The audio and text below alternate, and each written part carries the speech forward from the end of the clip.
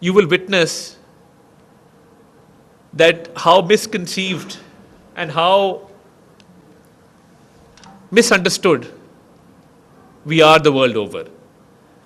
So we're making an all-out effort in order to promote not only our diversity, but our harmony within and outside Pakistan, to give a positive message and to tell the world that, we have such good stories to tell. As far as our heritage sites are concerned, we need to do more. After the 18th Amendment, a lot of these heritage sites have gone to the provinces, and I, as the Minister for Culture and National Heritage, I formed a task force where we are coordinating with the provinces so that there are no gaps. And we can not only look after these heritage sites, but we can open them up for the world to see. We're also working on a virtual museum, a virtual tour of these places. A website is being made in this regard. We're making a portal, a digital portal, so people can, by the click of a button, access these places and see who we are as Pakistanis. I thank you. I've taken a lot of your time. I just wanted to put out these few words as the Minister for Culture. And I think we have a very bright future as far as our diversification, our culture is concerned, our traditions are concerned. The world just needs to come here and see these diverse cultures and traditions that we practice in Pakistan. Thank you very much. Pakistan Zindabad. वफाकी वज़ीर इत्तलात और नशरियात अता तारड़ इस्लामाबाद में तकरीब से खिताब कर रहे थे। उन्होंने कहा कि I come from a constituency where I represent 70,000 Christian voters. The only thing wrong with this country is the perception. We're a very misunderstood people, and there are so many misconceptions about us. I grew up in the United Arab Emirates, and when I went to school, we were perhaps only 4 or 5 Pakistanis in that particular class. And I used to tell my friend from the world over that seeing is believing. We aren't what the media tells you. Our country is nothing like what the Western media portrays, especially. We're a peaceful people, we're a peace-loving people, we're friendly people, and our hospitality is known the world over. As you rightly said, that when people leave Pakistan, they cry. That's how it is. That's what we've learned over the generations and over the period of time, that hospitality is our forte. And as far as peaceful coexistence is concerned, even in our international relations, we've been very consistent. We've been good allies. And we've not left anyone until and unless we have been left by them.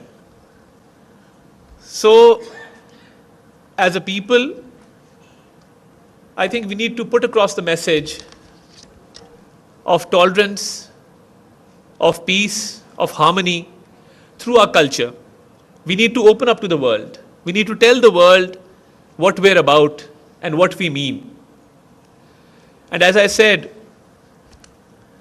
we have so much to tell the world in terms of our indigenous people, for example. Starting from the indigenous people of Gilgit-Baltistan, high up in the north, going to the Thal deserts down south. We've been blessed with a landscape which has all seasons, which has all terrain. The only problem with us is, as I mentioned, the misconception about us. And we started working towards building a positive image. We're inviting the world to come to Pakistan. We've seen an increase in the number of tourists that come to Pakistan, especially up north. And every delegation, because we've had so many foreign delegations coming to Pakistan, we were privileged enough to host the Shanghai Cooperation Organization Summit, and a summit of this stature after almost 27 years. People who come to Pakistan, they leave with good memories, they leave with fond memories, and their perception about Pakistan it takes a 180-degree turn from what they believed and what they believed after seeing, because seeing is believing. And as I mentioned, I represent 70,000 Christian voters. So every Sunday, when I attend a mass or I'm there discussing several issues, there also lies, as far as religious harmony is concerned, there also lies the problem of misconceptions and misunderstandings. Because someone who preaches violence, someone who preaches intolerance, someone who preaches that we should quarrel with each other is not a friend. We must know the difference between friend and foe. Because our religion does not teach us intolerance. And when I was contesting the elections, I went into these thickly populated Christian localities, and I could sense fear in the eyes of the people. And I said, you know what? I'm going to conduct an open mic. I'm going to sit here in the middle of the intersection for 3 hours, and I want you to come up to me and ask me any question that you want. You see, dialogue is the way forward. Opening up is the way forward. Talking is the way forward. And wasn't easy. I had to face very tough questions.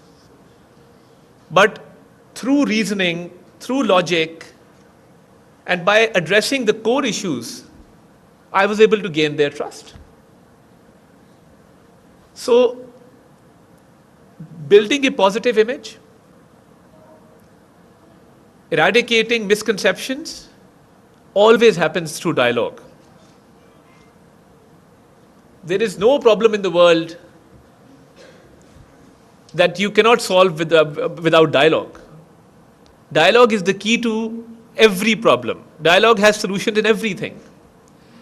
And when we talk about our diversity here in Pakistan and the diverse people that coexist in Pakistan, I think we need to bring in an air of positivity. And as the government, we're totally committed towards this cause. And I often tell not only government officials, but people we meet in the private sector, to be ambassadors of Pakistan, to carry a good message of Pakistan. Because so many diverse cultures, so many diverse languages, so many diverse backgrounds, and so many indigenous people that still exist in Pakistan. And these indigenous people, we are trying our best to revive the dying arts that they practice. In the area of Gilgit-Baltistan, there is a art through which they do certain calculations according to the sun. It's called Surya something, which we are trying to revive now. And we are investing towards that. And I would also like to express my gratitude to all our partners, especially the Aga Khan Development Network, which has done such wonderful work for the indigenous people in all these areas. So when I say as the government, we stand committed, wherever we've gone the world over, we've seen immense respect for Pakistan. The emphasis needs to be on portraying and amplifying this message, because you see, we are living in a very polarized environment. There are regional conflicts, there are global conflicts, and polarization is the order of the day. But when it comes to national interest, when it comes to the culture of the country, when it comes to portraying a soft image of the country, I think this is something that we can come to common grounds on. There's a lot that has been done. There's a lot that can be done. And we fully stand committed towards this cause. And I would like to give a message to the people of the world